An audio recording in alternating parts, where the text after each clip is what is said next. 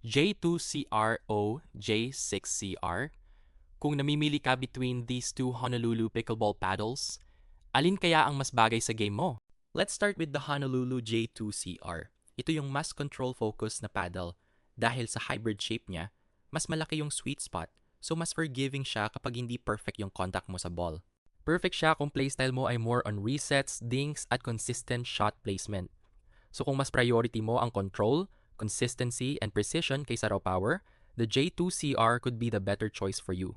Now, let's talk about the Honolulu J6CR. Mas aggressive naman ang approach nito. Yung elongated shape niya gives you more reach, more leverage, and more power. Mas ramdam mo rin yung pop, especially during volleys and put-away shots.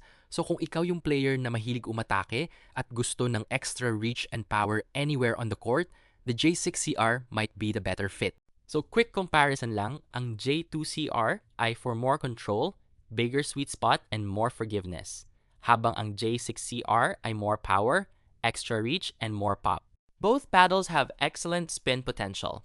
Pero at the end of the day, depende talaga sa playing style mo.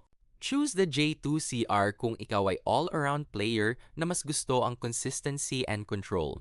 Choose the J6CR kung aggressive player ka na naghahanap ng maximum power and extra reach.